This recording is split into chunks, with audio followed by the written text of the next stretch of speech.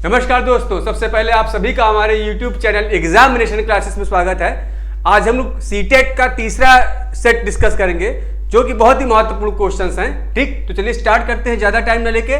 पहला क्वेश्चन देखिए, 100 संतरे रुपए 400 में खरीदे गए तथा 60 रुपए प्रति दर्जन की दर से बेच दी गए। प्रतिशत लाभ। अब देखिए प्रतिशत लाभ क्या होता है। लाभ बराबर होता है, क्या होता है, SP selling price minus CP upon CP into 100 means विक्रय मूल्य। एसपी का मतलब सेलिंग प्राइस, विक्रय मूल्य माइनस क्रय मूल्य अपॉन क्रय मूल्य इंटू 100। ये होता है लाभ प्रतिशत, मीन्स प्रॉफिट प्रतिशत का ये फॉर्मूला हमारा होता है, ध्यान रखिएगा। ठीक, अब देखिए क्वेश्चन पे चलते हैं हम लोग। कह रहा है 100 संतरे 400 रुपए में खरीदे गए। तो देखो 100 संतरा जो है कितने में खरीदा गया था, 400 रुपए में, इसलिए एक संतरा कितने में खरीदा जाएगा, 4 रुपए में। ठीक, एक संतरा कितने रुपए में खरीदा जाएगा, 4 रुपए में। अब चूंकि वो 60 रुपए प्रति दर्जन के हिसाब से क्या है बेच रहा है, तो हमें यहाँ पे जो क्रय मूल्य है, ये क्रय मूल्य यानी कि सीपी, ठीक, ये जो क्रय मूल्य है इसको दर्जन में कन्वर्ट करना पड़ेगा। तो इसलिए 12 संतरों का जो मूल्य हो जाएगा 4 गुणे 12 इज इक्वल टू कितना हो जाएगा, 48 रुपए। ठीक, यहां पे हमने क्या निकाल लिया, एक दर्जन। 12 मतलब क्या हो गया, एक दर्जन संतरे का मूल्य हमने जो है निकाल लिया, कितना आया, 48 रुपए। और एक दर्जन संतरा जो है कितने का बेच रहे हैं, 60 रुपए का। तो देखो मैंने बताया था कि जो लाभ प्रतिशत होता है, लाभ प्रतिशत बराबर होता है विक्रय मूल्य, ठीक, विक्रय मूल्य माइनस क्रय मूल्य, ठीक, शॉर्टकट में लिख दे रहा हूं, अपॉन क्रय मूल्य इंटू क्या होता है यहां पे 100। ठीक, तो चलिए रखते हैं। देखिए विक्रय मूल्य कितना दिया हुआ है, 60। विक्रय मूल्य कितना दिया हुआ, इसको यहां से 60 दिया, यहां पे देख ले रहा हूं, 60 माइनस एक दर्जन संतरा कितने का खरीद रहा है, 48 रुपए का, अपॉन 48 और इंटू क्या हो जाएगा, 100। ये हमारा क्या हो जाएगा, लाभ प्रतिशत। ठीक, ये देखिए क्रय मूल्य था, वो विक्रय मूल्य था। इसको सॉल्व करेंगे तो ये कितना हो जाएगा, 12/48 इंटू 100 यानी कि 12 चौक 48 और 25 चौक 100 मीन्स जो प्रॉफिट प्रतिशत आएगा, लाभ प्रतिशत आएगा, वो कितना आएगा, 25%। ठीक है, वो क्या आएगा, 25%। और यदि आप लोगों को बहुत ही डिटेल में ये सब मैथ्स पढ़ना है तो आप हमारे प्लेलिस्ट पे जाके, ठीक, वहां पे मैथ्स के सभी लेक्चर पड़े हुए हैं, आप जो है जाके देख सकते हैं। ठीक, चलिए ये क्वेश्चन थोड़ा सा दूसरा वाला गड़बड़ है, इसको छोड़कर ड्रॉप कर रहे हैं यहाँ पे। अगला क्वेश्चन देखते हैं। 24 सेंटीमीटर आधार वाले समकोण त्रिभुज का परिमाप कितना दिया हुआ है, 60 सेंटीमीटर।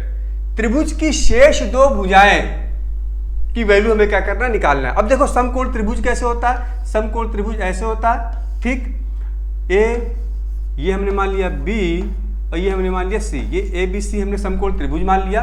इसकी एक भुजा स्मॉल a है, दूसरी भुजा स्मॉल b और बड़ी भुजा हमने मान लिया स्मॉल c। ठीक, अब देखो इसका आधार कितना दिया हुआ है, 24 सेंटीमीटर आधार। ये 24 सेंटीमीटर मान लो, b बराबर कितना दे दिया, 24 सेंटीमीटर। ठीक, b बराबर कितना दे दिया, 24 सेंटीमीटर।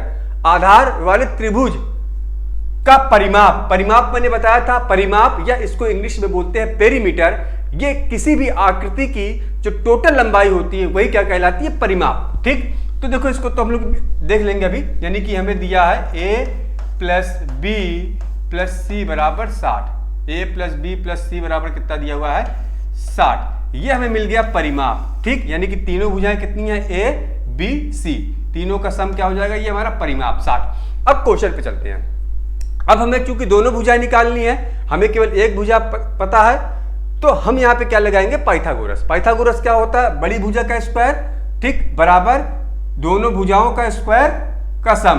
ठीक, दोनों भुजाओं का स्क्वायर का सम। देखो पाइथागोरस क्या होता है, यहाँ पे लगा देता हूँ पाइथागोरस, यानी कि क्या हो जाएगा, b square plus a square is equal to क्या हो जाएगा, c स्क्वायर। ठीक, तो यहाँ पे देखो b बराबर कितना दिया, 24, यानी कि 24 का स्क्वायर प्लस a का square is equal to c का स्क्वायर। ठीक, तो ये हमारा हो जाएगा c square minus a square is equal to क्या हो जाएगा, 24। हम a को उधर ले गए। ठीक, अब इसको सॉल्व कर लेते हैं। तो तो देखो ये कितना है, a plus B A minus B, हमने पता है formula A square minus B square का फॉर्मूला क्या होता है, एक ब्रैकेट में a प्लस बी एक ब्रैकेट में a माइनस बी।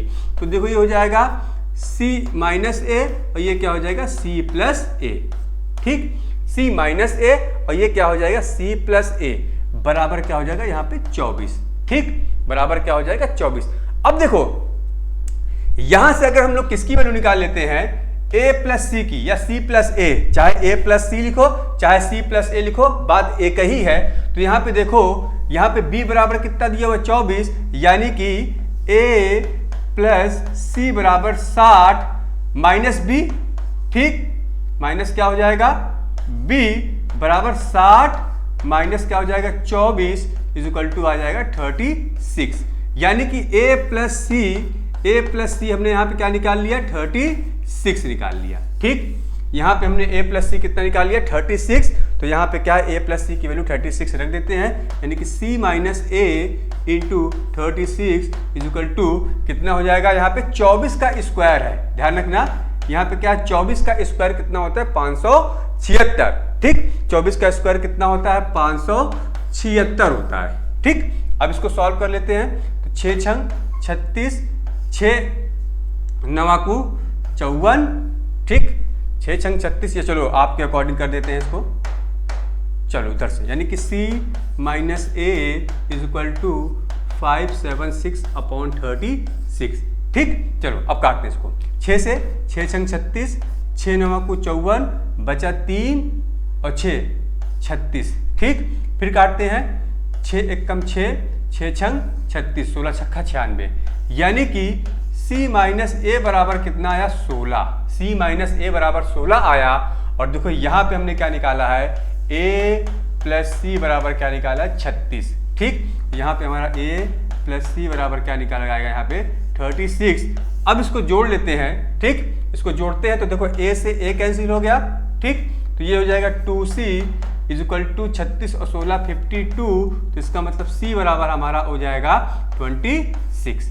ठीक, ये हमारा कितना आ गया, c की वैल्यू 26 और यहाँ पे c की वैल्यू 26 लिख देंगे तो हमें क्या मिल जाएगा a की वैल्यू, तो इसका मतलब a इज इक्वल टू हो जाएगा 36 माइनस 26 इज इक्वल टू क्या आ जाएगा 10। ठीक, ये देखो इक्वेशन पे हमने रख दिया, किसी भी इक्वेशन में रख दो, चाहे इसमें रख दो चाहे इसमें रख दो, a की वैल्यू आ जाएगी। तो इसका मतलब हमें मिल गया a बराबर 10, b बराबर हमें पता था बेस कितना दिया था 24 और c बराबर कितना आया 26 आया है। चलो देख लेते हैं क्या वैल्यू आई है 10 और 26, क्या ये वैल्यू 10 और 26, आंसर इज डी।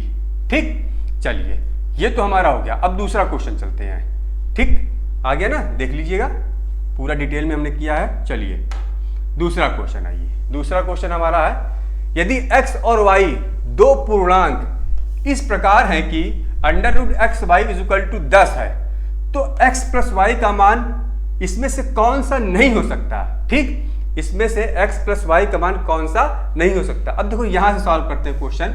ठीक, इस टाइप का क्वेश्चन देखो कैसे सॉल्व कर सकते हैं। कभी कभी क्वेश्चन आता है तो लड़के क्या होते हैं छोड़ के चले जाते हैं। तो देखो यहाँ पे अंडर रूट एक्स वाई बराबर 10 दिया हुआ है, तो इसका मतलब एक्स वाई स्क्वायर करेंगे तो रूट हो जाएगा, बराबर क्या हो जाएगा 100। ठीक, दोनों तरफ स्क्वायर करने पे ये 100 हो जाएगा और यहाँ से रूट हट जाएगा।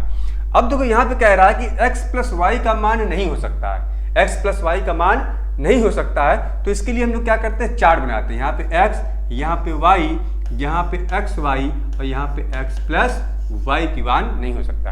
अब देखो ये हमने क्या किया, एक चार्ट बना लिया। ठीक, चलो चलिए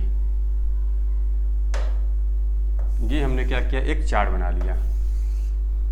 ठीक, ये आ गया, ये हमारा x हो गया, ये हमारा हो गया y। ठीक, अब देखो x y क्या है, यहाँ पे हर जगह 100 हम क्या करेंगे 100 लिख देंगे, क्योंकि x इंटू वाई की वैल्यू क्या है 100। अब यहाँ पे देखो हम लोग क्या करते हैं, यहाँ पे अगर हम लोग x बराबर 2 रखें और y बराबर कितना रखें 50। ठीक, यहाँ पे y बराबर 50 लिखें तो x इंटू वाई बराबर कितना हो जाएगा 100 और x प्लस वाई बराबर कितना हो जाएगा 52। ठीक, ये तो मिल सकता है, ये 52 मिल गया। अब यहाँ पे क्या रखते हैं, यदि x बराबर 4 रखें और y बराबर क्या रखें 25 रखें, तो देखो x इंटू वाई बराबर 100 मिल गया हमें। तो इसका मतलब यहाँ पे x प्लस वाई बराबर 29 भी हमें यहाँ पे मिल गया। ठीक, अगला देखो यहाँ पे क्या रखें, x बराबर 5 रखें और y बराबर क्या रखें 20 रखें। तो देखो यहाँ पे हमें x इंटू वाई बराबर 100 मिल गया।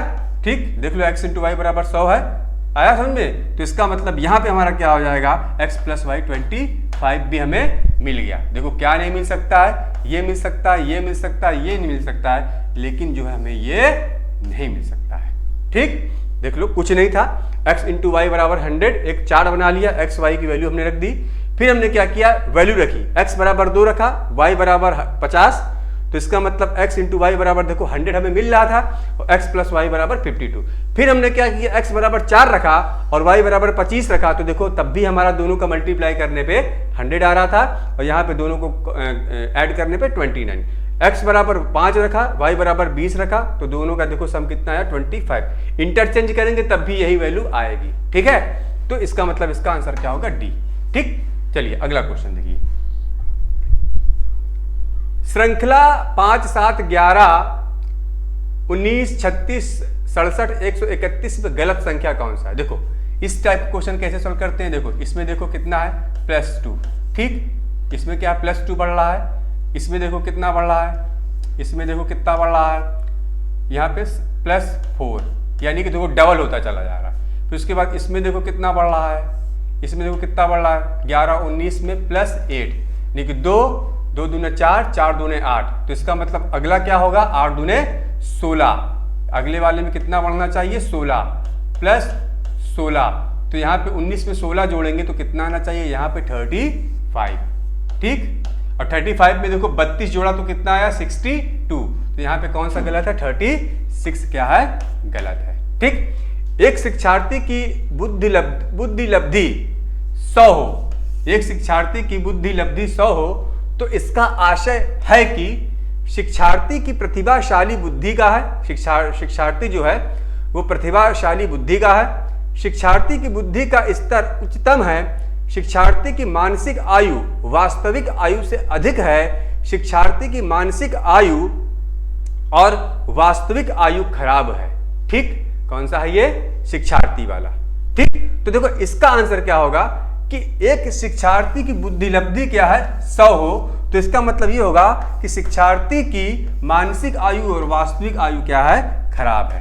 ठीक, अगला क्वेश्चन आइए। चलिए 1/4 को निरूपित करने का कौन सा तरीका गलत है, 1/4 को निरूपित करने का कौन सा तरीका क्या है, गलत है। ठीक, तो देखिए कौन सा तरीका गलत है भैया इसमें, तो इसका जो आंसर हमारा हो जाएगा 1/4 को निरूपित करने का जो तरीका है कौन सा गलत है। देखो ये तो सही है, 1/4 ये निरूपित कर रहा है, ये 1/4 कर रहा है, निरूपित कर रहा है। ये भी देखो 1, 2, 3, 4, ये भी क्या कर रहा है, निरूपित कर रहा है। ये भी क्या कर रहा है, निरूपित कर रहा है। ये भी देखो क्या कर रहा है, 1/4 ये भी निरूपित कर रहा है, लेकिन जो डी जो है ये 1/4 जो है निरूपित नहीं करेगा। ठीक है जी, डी जो है 1/4 निरूपित नहीं करेगा। आ गया समझ में। ठीक, चलो ये कौन सा है, क्वेश्चन नंबर 1/4, 1/4, ये 1/4 नहीं करेगा भाई, ये क्वेश्चन तो कहीं से गड़बड़ हो गया है। ठीक है, इसमें जो है हमारा कौन सा क्वेश्चन था ये, देखिए अगला क्वेश्चन,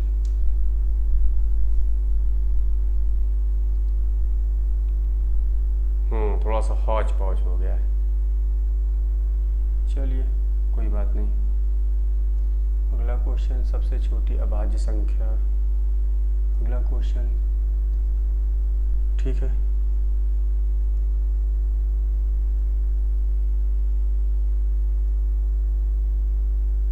चलिए इसको देख लेते हैं हम लोग। इसमें मेरा बी ही आंसर होना चाहिए इस हिसाब से। ठीक, 1/4 जो है बी ही आंसर होगा इसमें, ये होगा हमारा आंसर इज बी। ये 1/4 को निरूपित नहीं करता है। चलिए ये भी 1/4 को निरूपित करेगा, ये भी 1/4 को निरूपित करेगा, लेकिन ये जो 1/4 को निरूपित नहीं करेगा। अगला क्वेश्चन आइए, गणित शिक्षण की आगमन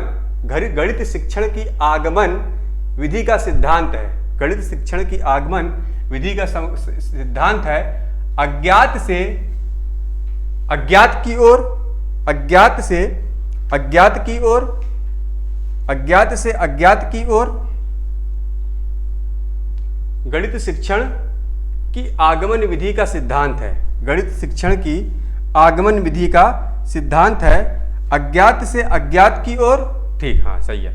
अज्ञात से अज्ञात की ओर, अज्ञात से ज्ञात की ओर, सामान्य से विशिष्ट की ओर, या विशिष्ट से सामान्य की ओर। तो देखो इसका आंसर क्या होगा हमारा सी, सामान्य से विशिष्ट की ओर। ठीक है, इसका आंसर हमारा क्या होगा सी, सामान्य से विशिष्ट की ओर। ठीक है, अच्छा ये वाला जो है हमारा आंसर जो है इसका बी ही होगा, ध्यान रखिएगा। अगला क्वेश्चन आइए।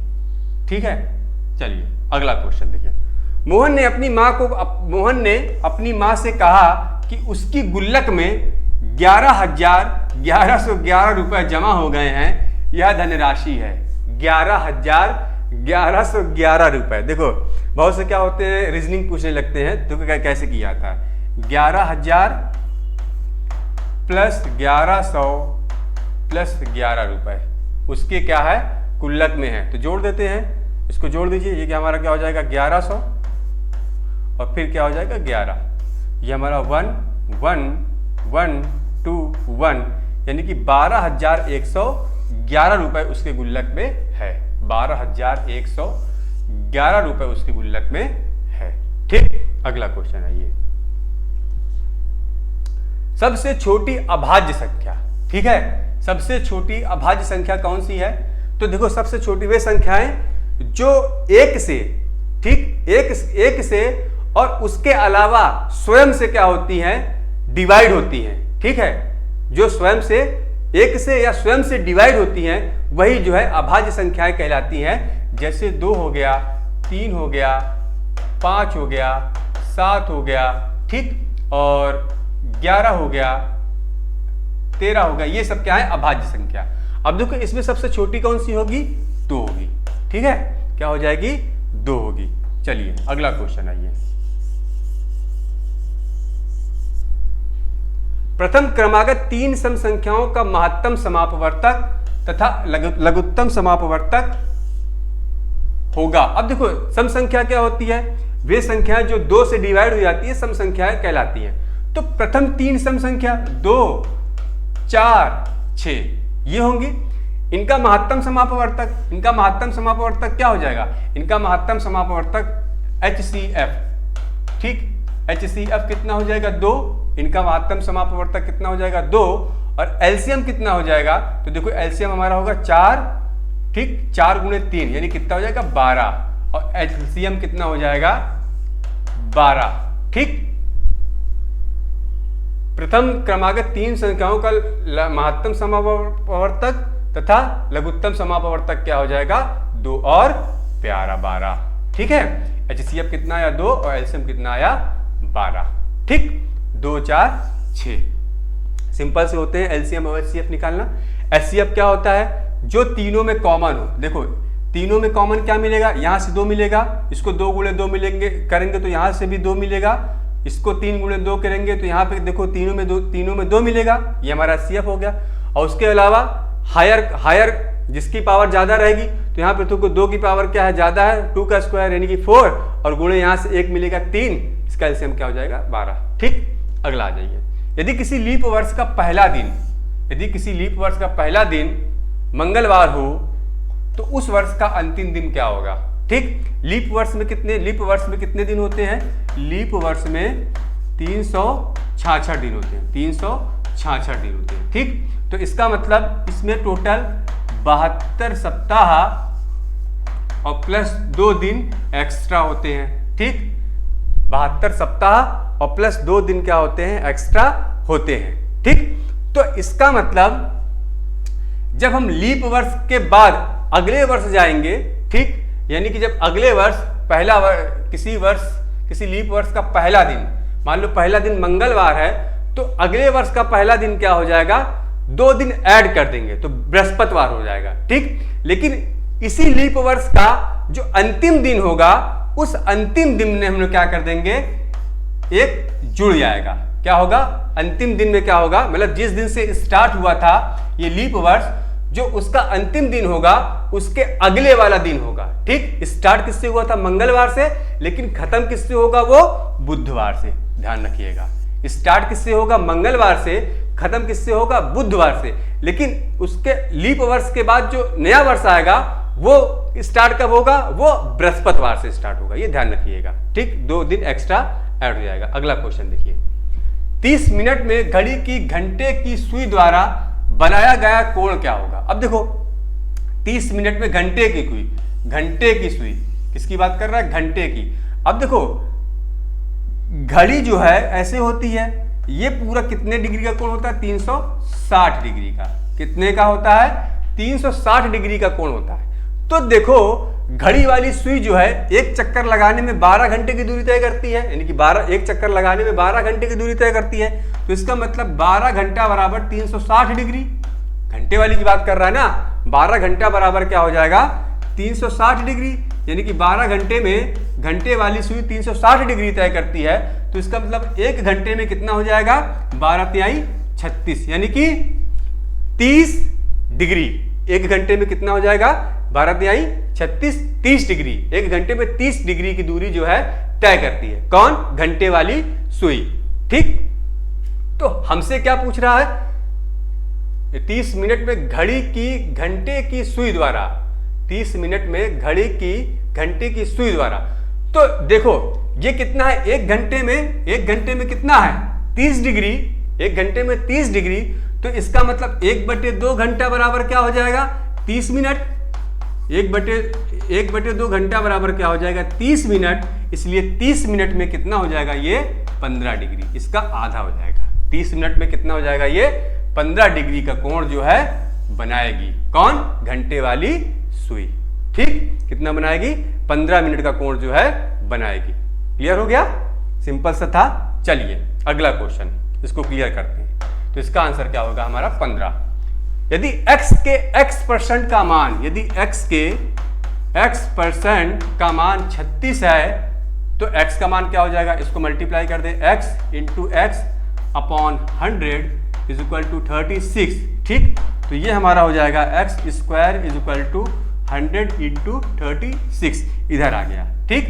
यानी कि x इज इक्वल टू, इधर रूट लेंगे तो 100 का रूट होता है 10 और 36 का रूट होता है 6, तो कितना हो जाए, x बराबर आ जाएगा हमारा 60, ठीक है।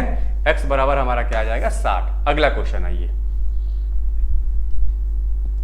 272 का स्क्वायर माइनस 128 का स्क्वायर का वर्गमूल।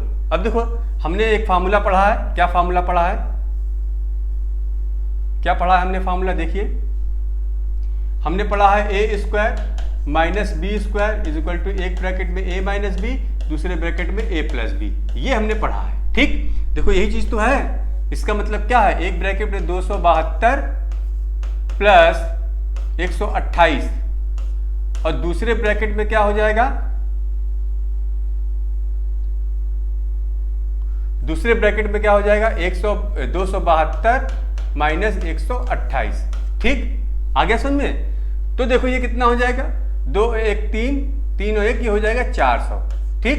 400 हो जाएगा गुणे ये 272 में से 128 घटाओ भाई, 272 माइनस 128, 12 4 6 4 1, 144। तो ये कितना आ गया, 144। इसका क्या पूछ रहा है हमसे, वर्गमूल, ठीक। इसका क्या पूछ रहा है, वर्गमूल। तो देखो 400 गुणे 144 का वर्गमूल, देखो 400 का वर्गमूल कितना हो जाएगा, 20 और 144 का क्या हो जाएगा, 12, ठीक।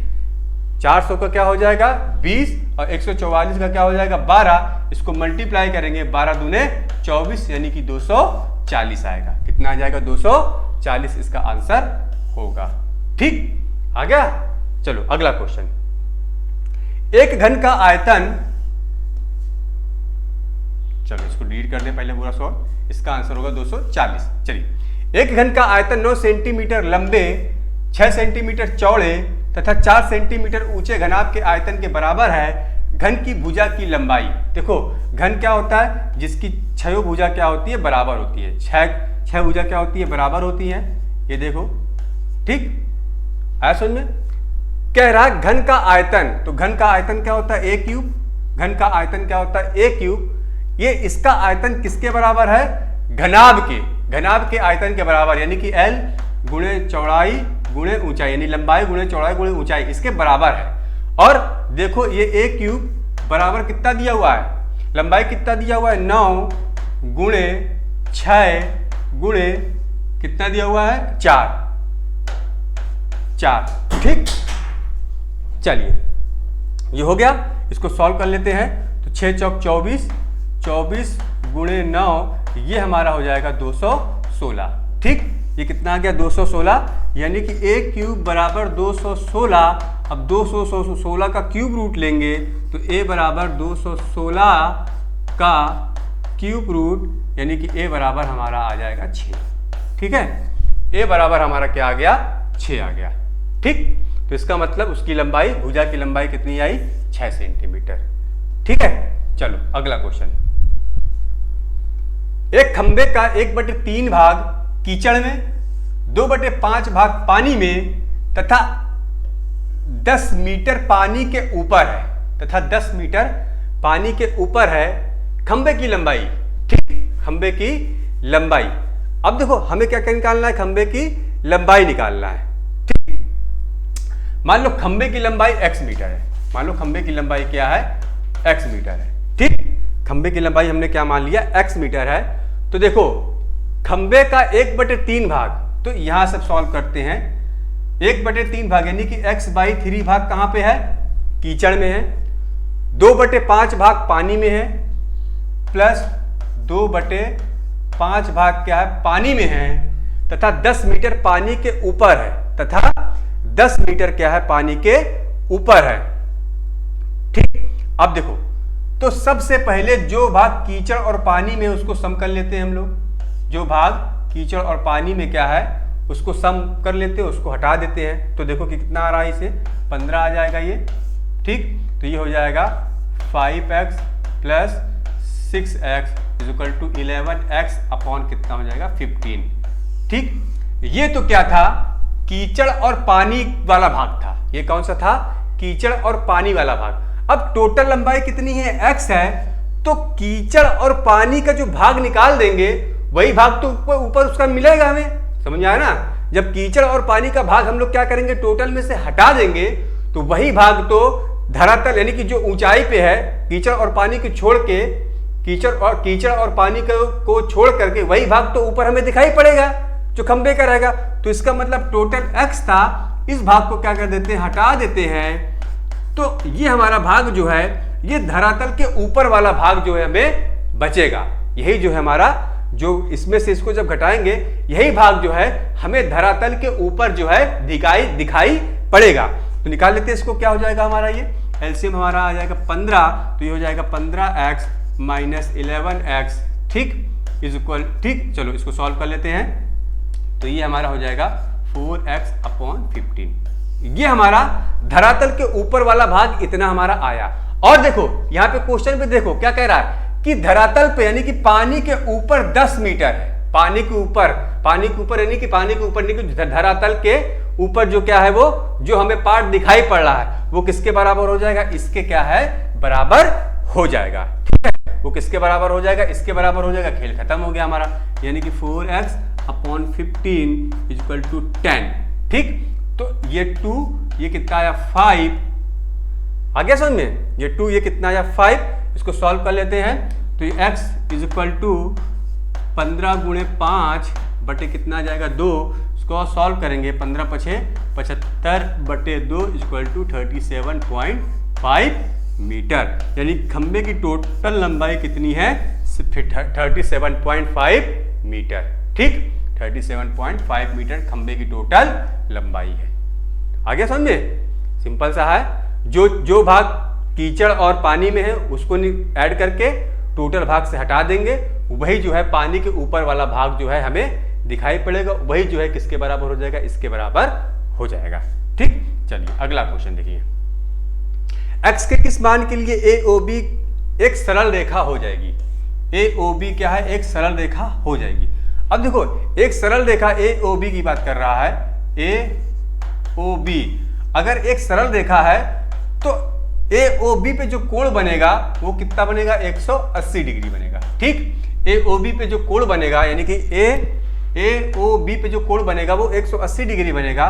तो इसका मतलब ये एंगल और ये एंगल बराबर किसको होगा, 180 डिग्री के क्या होगा, बराबर होगा। कब, जब ए ओ बी एक सरल रेखा होगी। तो हो गया हमारा ये, तो ये हमारा हो जाएगा 2x minus 50 degree plus 2x plus 30 degree is equal to 180। खेल खत्म हो गया। इसका भी सॉल्व कर लेते हैं। दो दो कितना हो गया, 4x 50 30 minus 20 degree is equal to 180। तो इसका मतलब 4x, यहाँ पे 4x इज इक्वल टू कितना हो जाएगा, 200।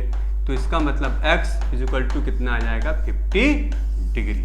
ठीक, x की वैल्यू कितनी आ जाएगी, 50 डिग्री आ जाएगी। आ गया समझ में? सिंपल सा क्वेश्चन है ये सब, बेसिक क्वेश्चन है सब। अगला क्वेश्चन देखिए, यदि 1/36.18 को इतना हो, यदि 1/36.18 इतना हो तो ये इसका मान कितना होगा।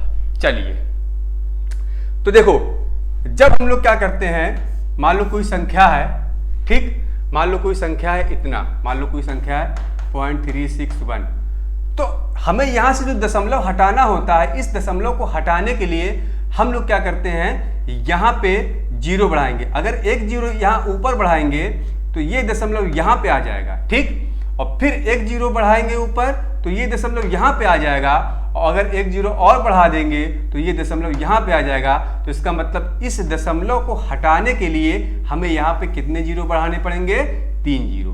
ठीक, क्योंकि 3 संख्याओं के बाद यहाँ पे दशमलव था, तो इसलिए हमने क्या किया, इस दशमलव को हटाने के लिए ऊपर 3 जीरो बढ़ा दिया। अगर यहाँ पे 4 संख्या होती, 4 संख्या के बाद दशमलव होता तो हमें क्या करना पड़ता, ऊपर 4 जीरो बढ़ाना पड़ता। अगर यहाँ 5 संख्याओं के बाद दशमलव होता तो हमें ऊपर कितना, 5 जीरो जो है बढ़ाना पड़ता, तब यहां से हमें क्या है, दशमलव हटता। आ गया समझ में? चलो अब क्वेश्चन पे चलते हैं। हमें क्या करना पड़ेगा, इसको इसके बराबर बनाना है। ठीक, तो देखो कैसे बनाएंगे। ये हमारा कितना दिया हुआ, 1/0.0003618। ठीक, अब देखो यहां तक लाने के लिए 36.18 तक लाने के लिए, मतलब यहां तक लाने के लिए हमें ऊपर कितने जीरो बढ़ाने हैं, 1 2 3 4 5। क्यों? क्योंकि हमने जो है दशमलव को 5 संख्या इधर लाए हैं, हम इस दशमलव को 5 संख्या इधर लाए हैं, इसलिए हम क्या करेंगे, यहां पे 5 जीरो क्या कर देंगे, बढ़ा देंगे। तो इसका खेल क्या हो गया, यहां पे खत्म हो गया। ठीक, तो ये आ गया कितना, 10,000 1,36,18। ये किसके बराबर है, इसके बराबर है। खेल खत्म हो गया ना, बस हो गया इसका, यानी कि 1 2 3 4 5 गुणे किसके बराबर, 0.0276 चलिए 0276। ठीक, ये आ गया। सॉल्व कर लीजिए। कितने संख्याओं के बाद दशमलव है, 4 संख्याओं के बाद दशमलव है। जब भी मल्टीप्लाई के साथ दशमलव लगा हो और इधर कहीं 1000 या ऐसी संख्या हो तो सीधे देखो कितनी संख्याओं के बाद जीरो है, 4 संख्याओं के बाद जीरो है। तो दशमलव हटाने के लिए हमने यहां से क्या किया, 4 जीरो हटा दिया। ठीक, बचा कितना, 10 गुणे 276, ये हो जाएगा 2760। कितना हो जाएगा, 2760 आएगा।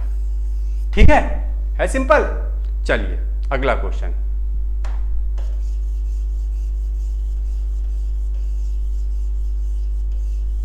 चलिए, एक पंक्ति में मनोज का क्रमांक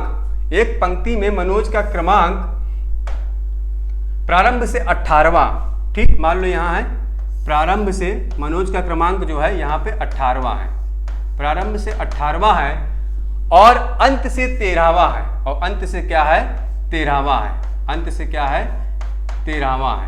ठीक, ये 13वां है। यदि पंक्ति में 6 लड़कियां हैं तो पंक्ति में लड़कों की संख्या, यदि पंक्ति में 6 लड़कियां हैं तो पंक्ति में लड़कों की संख्या, अब देखो ये 18वां है मनोज का जो है प्रारंभ से, ये क्या है इनिशियल और ये क्या है लास्ट, ठीक। तो प्रारंभ से मनोज का 18वां स्थान है, इसका मतलब मनोज के पहले 17 लड़के रहे होंगे। मनोज के पहले कितने लड़के रहे होंगे? 17 लड़के रहे होंगे। समझ में आया? मनोज के पहले कितने लड़के रहे होंगे? 17 लड़के रहे होंगे। और अंत से कौन सा स्थान है? 13वां। अंत से कौन सा स्थान है? 13वां। तो इसका मतलब अंत से मनोज के पहले कितने लड़के रहे होंगे? 12। अंत से मनोज के पहले कितने लड़के रहे होंगे? 12।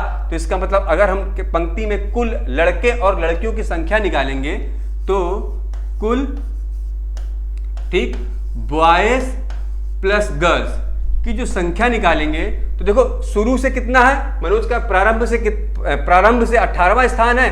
तो इसका मतलब मनोज से पहले जो है कितने लड़के होंगे? 17।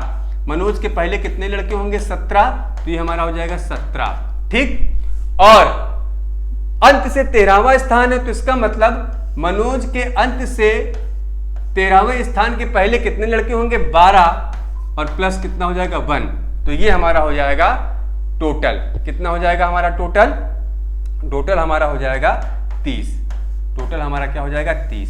आ गया, ठीक। अब चलो क्वेश्चन पे चलते हैं। यदि पंक्ति में 6 लड़कियां हैं, यदि पंक्ति में 6 लड़कियां हैं तो देखो बॉयज प्लस गर्ल्स कितनी बता रहा है?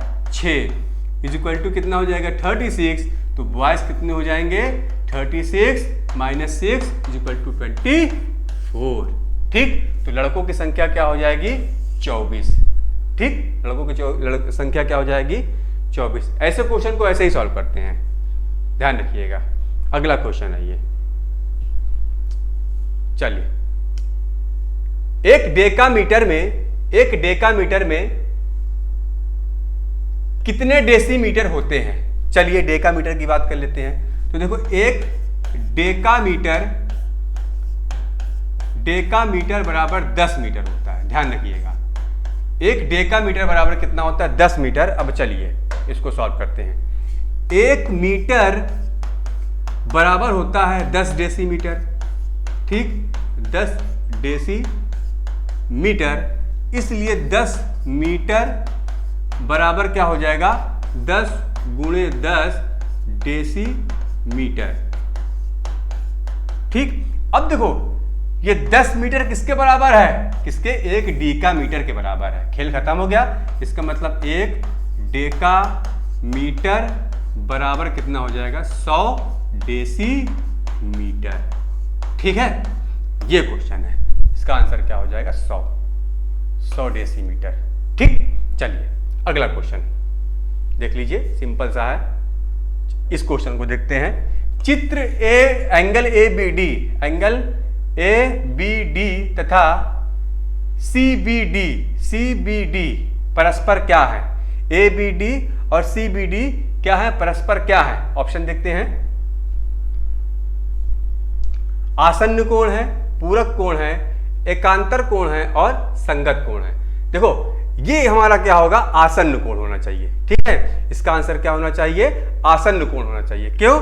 क्योंकि ये जो वाली रेखा है, ये रेखा जो है इन दोनों एंगलों की क्या है? एकदम बीच में है, ठीक। इन दोनों को क्या है? बराबर एंगलों में क्या कर रही है? डिवाइड कर रही है। ये रेखा इन दोनों कोणों को क्या है? डिवाइड कर रही है। मतलब ये जो रेखा है इन दोनों कोणों पे क्या है? कॉमन है, ठीक। इसलिए क्या होगा? ये आसन्न होगा, ध्यान रखिएगा। आसन्न कोण होगा।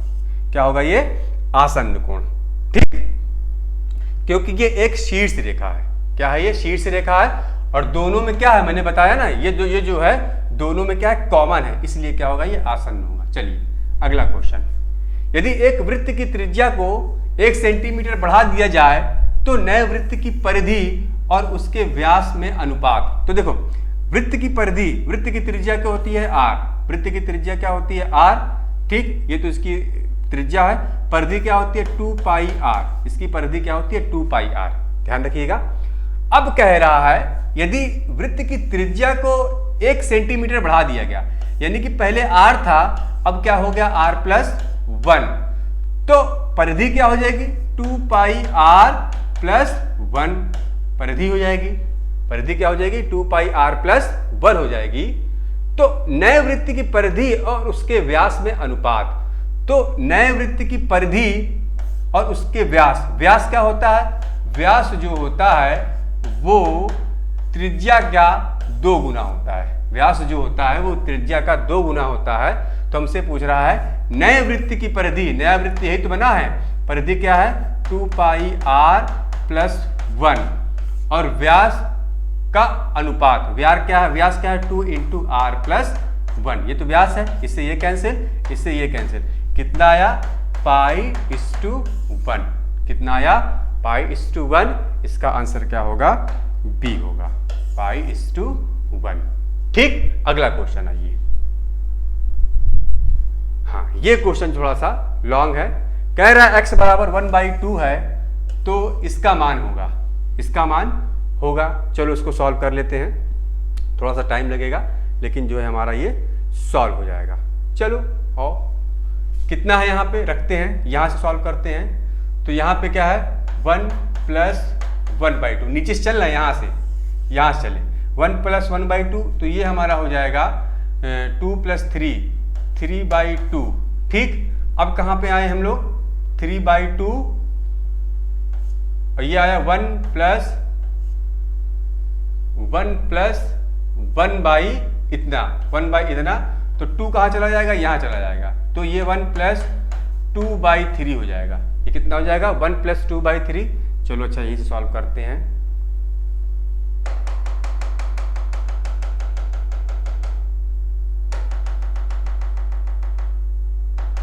चलिए इसको यहाँ से उठाते हैं हम लोग। यहाँ पे क्वेश्चन गलत दिया हुआ है, यहाँ पे बटे नहीं दिया हुआ है। क्वेश्चन जो है यहाँ पे बटे नहीं दिया, क्वेश्चन गलत दिया हुआ है। ठीक, देखिए यहाँ पे मिस प्रिंट है ये क्वेश्चन, हमें लगता है ये यहाँ पे होना चाहिए, यहाँ पे है, कुछ क्वेश्चन मिस प्रिंट है। ठीक, चलिए इसको ड्रॉप करते हैं। अगला क्वेश्चन देखिए, 2/3, 3/5, 5/8 में सबसे बड़ी तथा सबसे छोटा भिन्न। ठीक, चलिए 2/3 ये हमारा हो जाएगा 0.666। उसके बाद क्या है? 3/5 कितना आ जाएगा? 0.6 और 5/8 कितना हो जाएगा?